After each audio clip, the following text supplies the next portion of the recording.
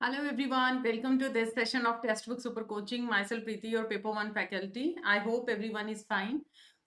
बहुत सारे स्टूडेंट का डाउट आता है और स्पेशली ये डाउट ना पेपर वन के लिए मिलता है मुझे। और अभी जैसे जैसे एग्जाम नजदीक आता गया है वैसे वैसे ये जो क्वेश्चन है आप लोगों को मोस्ट रिपीटेड आपका क्वेश्चन बन चुका है टेलीग्राम के ऊपर कि क्या मैम पेपर वन के लिए सिर्फ पीवाईक्यू से नेट जेआरएफ पॉसिबल है।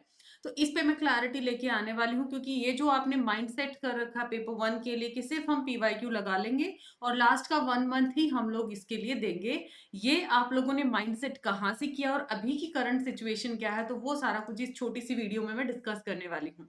सो आई होप वीडियो काफी इंफॉर्मेटिव लगेगी और आप लोगों के सारे डाउट क्लैरिटी आ जाएगी। तो वीडियो को एंड तक जरूर देखिएगा सो दैट आप लोगों का फिर ये पर्टिकुलर डाउट है बहुत अच्छे से क्लियर हो पाए। देखिए, अगर मैं 2013-14 की बात करूं जब यूजीसी एग्जाम लेता था तब ये चीज होता था एक्चुअली में कि अगर आप प्रीवियस ईयर क्वेश्चंस लगा लेते हैं देन आप लोग बहुत अच्छे से अपना नेट क्वालिफाई कर सकते थे। पेपर वन का स्कोर बहुत अच्छे से बैलेंस कर लेते थे। वही चीज अभी तक न्यू स्टूडेंट्स में स्पेशली आता है कि कोई बात नहीं, लास्ट मंथ लगा लेंगे पेपर वन के लिए, पेपर टू पे कमांड बना लेते हैं।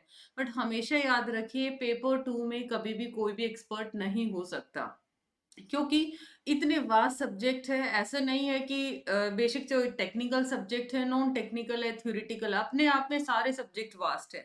तो आप पेपर टू में 70%, हद मार के 80% एक्यूरेट। अच्छा, 100 क्वेश्चंस में से मैक्स टू मैक्स अगर मैं मानती हूँ आप लोग 80 क्वेश्चन करेक्ट कर लेंगे। अगर टोटल आपके पास 100 क्वेश्चन है तो 80 कर लेंगे, बहुत इंटेलिजेंट है तो भी। उसके बाद भी आपका स्कोर यहाँ पे बना 160। आप सोचो कि 20 क्वेश्चन, चलो जी पेपर वन को देख लेते हैं, तो आप लोगों का स्कोर यहाँ पे 40, तो इधर आ गया 200। मैक्सिमम सब्जेक्ट की जो कट ऑफ है वो 220 है, ठीक है। और ये एक्सपेक्ट मत करिए, तो मैंने आपको बहुत इंटेलिजेंट कंसीडर करके किया है कि 80 क्वेश्चंस, क्योंकि एग्जाम से पहले का माहौल माइंड में अलग है, एग्जाम के अंदर जो माहौल होता है वो माइंड अलग चलता है। 4-5 क्वेश्चंस तो हम बेवकूफी वाले गलती कर देते हैं क्योंकि फर्स्ट लुक पे हमें वो आंसर लगते हैं और उसके बाद हमें लगता है नहीं जी, जब दोबारा उसकी रीडिंग लेते हैं बाहर आने के बाद तो हमें पता चलता है अरे इसके अंदर तो ये कीवर्ड्स मेंशन थे। तो ये चीज आपको ध्यान रखना कि जब 2013 से पहले के सीन थे, 13 14 15 16, उस टाइम पे पीवाईक्यू के साथ आपका नेट जेआरएफ हो जाता था, पेपर वन वहां पर बैलेंस कर लेता था, है ना, इजी आता था बहुत ज्यादा।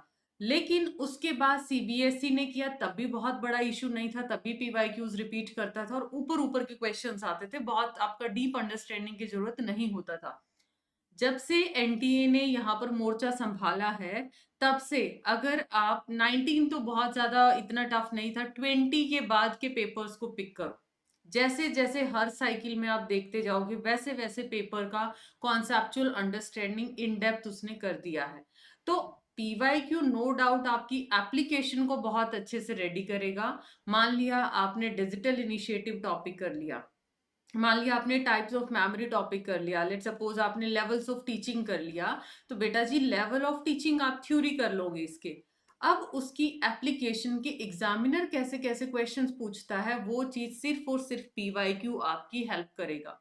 तो अभी पीवाईक्यू भी कितने साल के करने हैं, 2020 ऑनवर्ड्स आप लोगों को पीवाईक्यू लगाना है। इससे ज्यादा पीवाईक्यू आप लोगों को पीछे वाले पीवाईक्यूज करने का जरूरत नहीं है। आई am saying only for paper one. Paper two के लिए आप इससे पुराने भी जरूर करिए, पेपर वन के लिए 10 साल के उठाने की जरूरत नहीं है। 2020 के बाद के सारे सेट अगर आप लगा लेते हैं तो वहीं से आप बहुत सारी चीजें रिकॉल कर पाएंगे।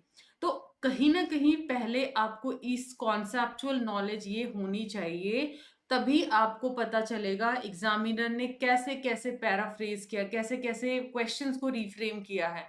बेटा देखो, इतनी सारी शिफ्ट में पेपर वन कॉमन है, पेपर टू तो सबका अलग अलग है। आपको पता है कि क्राउड आएगा जो सब कुछ पेपर टू का ही मिलेगा। पेपर वन के अंदर आप लोगों का हर तरीके का बच्चा बैठा है ना। हो सकता है किसी का पेपर वन स्ट्रांग है, किसी का आपका पेपर टू वीक है, तो वो उसको बैलेंस कर लेगा। तो इतनी सारी शिफ्ट में पेपर वन लेके आना है तो एनटीए ऐसा तो नहीं है कि आप लोगों को बिल्कुल मक्खन मलाई परोस के देगा।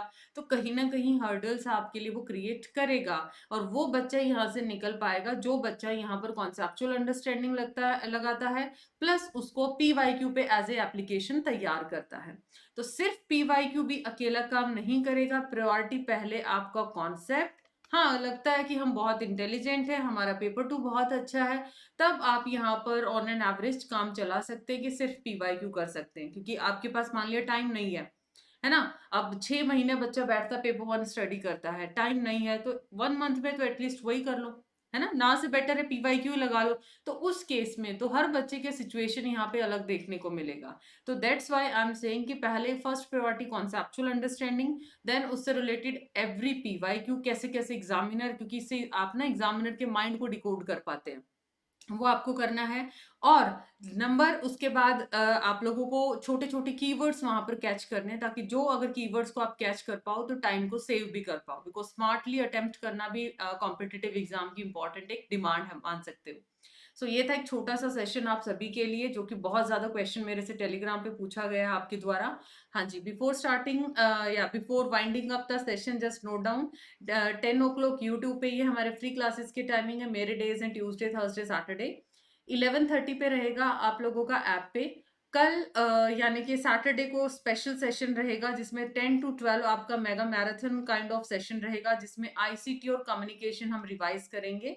और पोल आपका प्रॉपर रहेगा, तो मेक श्योर 10 से 12 का टाइम स्लॉट आप कहीं भी इन्वेस्ट ना करें। आप लोग सिर्फ पेपर 1 पे लगाएंगे, है ना?